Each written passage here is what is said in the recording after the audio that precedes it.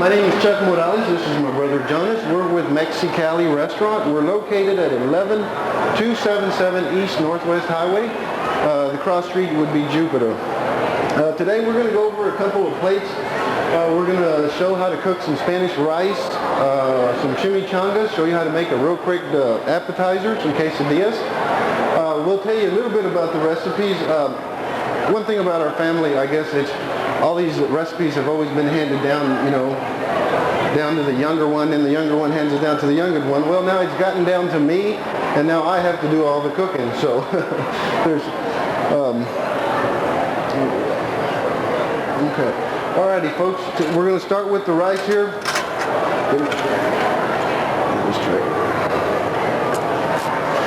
Alrighty, what you want to do, you want to start out, you want to take some onions, some tomatoes, and some bell pepper. You want to chop them up, and you want to add a little bit of oil into your pan. Just a little bit. You don't want it because once your rice cooks, and your rice will come out too oily if you add a little too much. So you want to add your onion, your tomato, you want to add some bell pepper to that. You want to saute it. You want the oil to catch all the flavor because it's going to give your rice a lot of flavor. Once you've done that and it's real nice and really cooked, you want to add five cups of rice, long grain rice, and you want to go ahead and brown it too on the pan. You want to make sure it gets really nice and brown because it's going to give it that color that Spanish rice has. You want to add anywhere between 5 to 6 cups of water to this rice. When you cook the rice, you want to cook it a really long time because you want the rice to absorb all the water. The thicker, the more it swells, the better the rice is going to be. So you add your 5 cups of water to it. You don't want it to boil. You don't want to boil it for a long time. What you want it to do is you want it to, as soon as it hits in there and it just barely begins to boil, you want to turn it down to an absolute simmer, almost to no heat at all. You want to add it's what we call the Texas two-step. It's two tablespoons of all the spices. You want to add 2 salts. You want to add 2 of garlic, and you want to add 2 of cumin. And but on chicken base, I use the powdered kind, and I usually use 5 to 6 tablespoons of it. If you use the little cubes, you only want to use about 2 because they're a little bit stronger than that. So you add your chicken base to that, and you want to add about maybe a 1/4 cup of tomato sauce to this.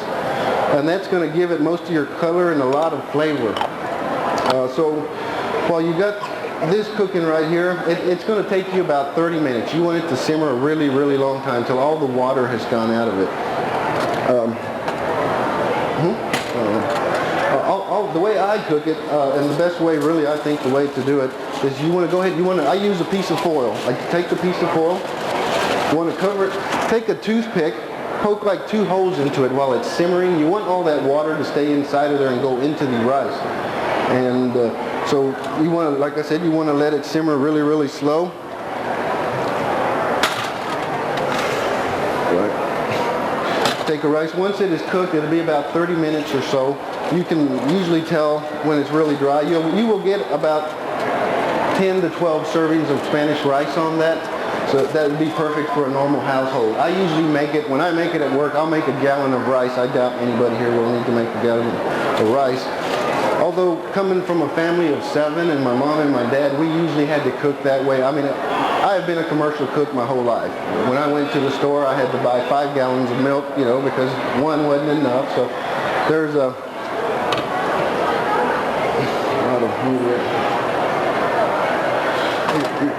while this is cooking, while you're cooking the rice, one of the greatest appetizers I think to make is quesadillas.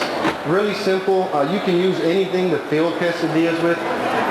You can use ham. You can use many different kinds of cheeses too. I mean, you can use mozzarella. I guess an Italian quesadilla. You can use cheddar. You can use American. You can use whatever kind of cheese you'd like to use.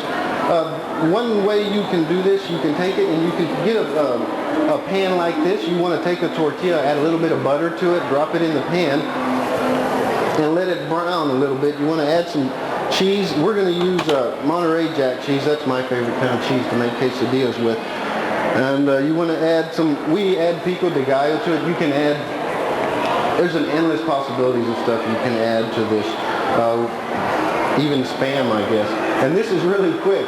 You can do this really quick. If someone, if kids get home from school, I know a lot of you working moms don't have a whole lot of time to do a lot of stuff. So when I used to come home, my mom would take one of these, make it real quick, and put it on a plate, and it was a nice little snack to hold me over till dinner. You can add a little bit of pico de gallo to it. We're going to use chicken today. You add a little bit of chicken. You want to go ahead and put it in there, flip it over, brown it a little bit. You can also make it really, really quick in the microwave.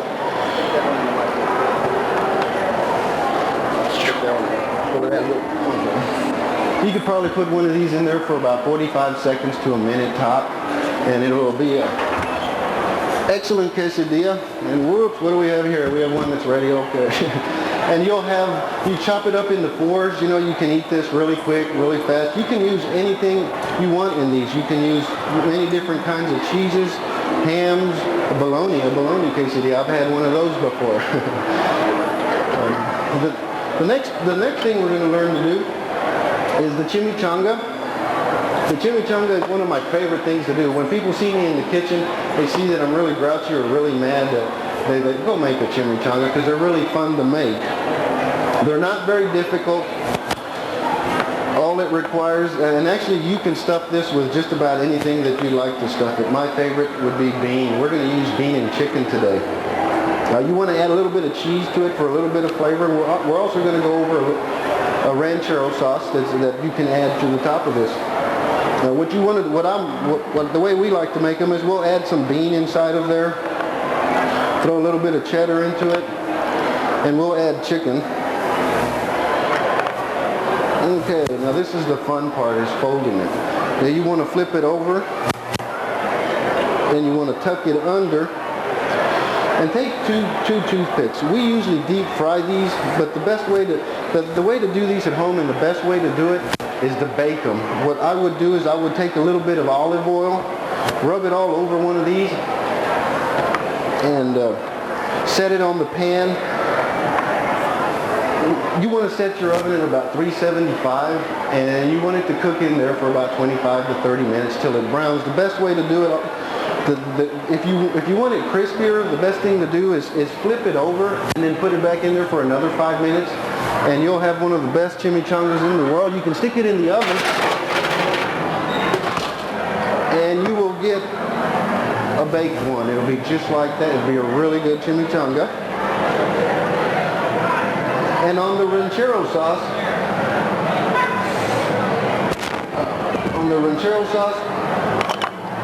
really quick, really easy. All these recipes are really, really easy. It doesn't require a whole lot. You're probably looking at preparing this dinner in like 35 minutes. You do your rice, you do your chimichangas, start them out with some quesadillas, and you'll have a full Tex-Mex dinner. On the ranchero sauce, what you want to do is you want to take maybe 2 tomatoes, you want to take maybe 2 bell peppers, 2 onions. You basically want to proportion it the same way. You want like a third of each one. Oh, onions.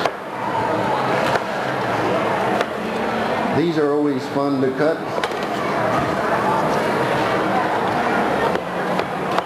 You want to take about about a whole onion and put it all in there. And you can take a tomato.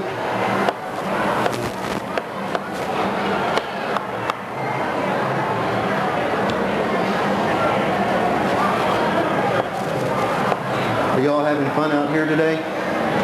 Playing lots of games, eating lots of food, drinking a lot of beer?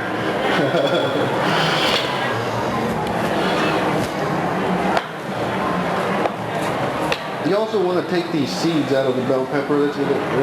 They don't do much for flavor. And you've done it a third. You want to add about a 1/4 cup of oil to this.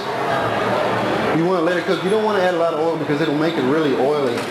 And you want to let it cook. You're going to get water and stuff out of the tomatoes and the bell peppers and the onions, so it's going to get kind of liquidy and stuff like that. So you want to let it come to just a little bit of a boil, and you want to turn it down. You want to add about half a cup of tomato sauce, which I believe I used it all. You want to add about half a cup of tomato sauce, and you want to add the same ingredients that you added to the rice. You want to add 2 tablespoons of salt, 2 garlic, 2 cumin, and about 5 tablespoons of chicken base. And when you're going to have these flavors, mixing together with it. When you cook the chicken, you can add some ranchero sauce to it and give the chicken some flavor so it won't be so dry inside your chimichanga.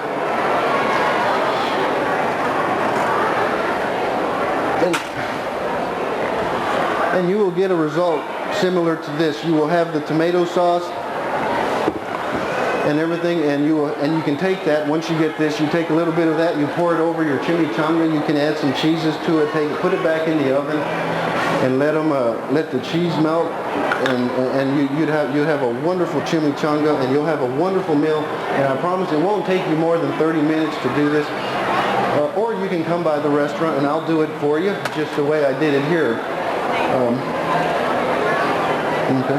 What we're going to do now, guys, we got a little bit of rice that we cooked up for you. We got some chimichangas. We got some of the ranchero sauce that we made. What we'll do is we'll set up a line. We'll have y'all come up here and try it out and see for yourself how good it's going to be. Here's the lady.